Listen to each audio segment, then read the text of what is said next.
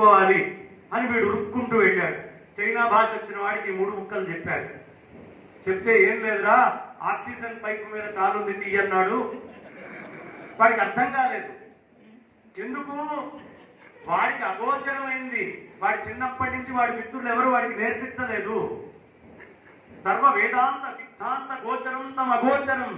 ఇప్పుడు మీరు వింటున్నారన్నా, నేను చెప్తున్నానన్నా, నా చిన్నప్పటి నుంచి నా తల్లిదండ్రులు, నా మిత్రులు నాకు ఏ జ్ఞానాన్ని అయితే చుట్టుపక్కల నుంచి సమాజం పంచిందో వాళ్ళందరి కారణం వల్ల నేను మాట్లాడుతున్నాను. కానీ వాళ్ళెవరు ఇక్కడ కనిపించట్లేదు.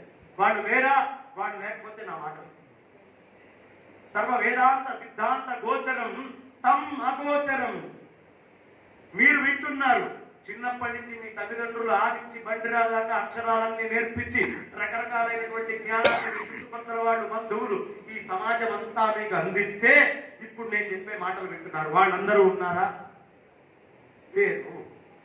అలాగే పరమాత్మ వల్లే ఇవన్నీ నువ్వు అనుభవిస్తూ అగోచరమైనటువంటి పరమాత్మని నువ్వు ఎలా ఆస్వాదించలేకపోతున్నావో, నీ స్వస్వరూపాన్ని తెలుసుకోలేకపోతున్నావో, ఈ జ్ఞానానికి మూలమైనటువంటి స్వస్వరూపమైనటువంటి వాళ్ళందరినీ వదిలిపెట్టేసి నేను చెప్పిన మాటలు కేవలం నా తెలివితేటల వల్ల నేను వింటున్నాను అనే అజ్ఞానంతో ఎలా ఇప్పుడు నేను చెప్పే విషయాలన్నీ వింటున్నావో, ఈ సృష్టిలో అనుభవించే ప్రతి వస్తువు ఆ పరమాత్మ యొక్క జ్ఞానం వల్లే ఉండి తాను అగోచరమై ఉండి అన్నిటికీ మూలమై ఉన్నాడు.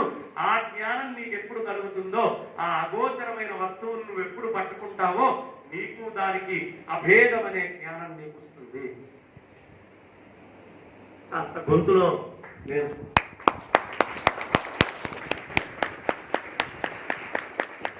గట్టిగా ఈ అగోచరమైనటువంటి జ్ఞానం ఎప్పుడు మనల్ని నడిపిస్తుంది.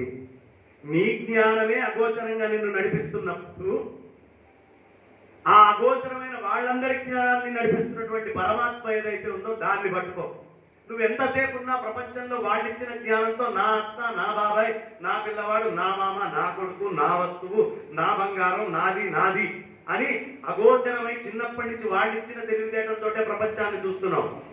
వాళ్ళకి కూడా తెలివికి మూలమైనటువంటి ఆ పరమాత్మ జ్ఞానం ఒక్కసారి పట్టుకొని ప్రపంచాన్ని చూడు.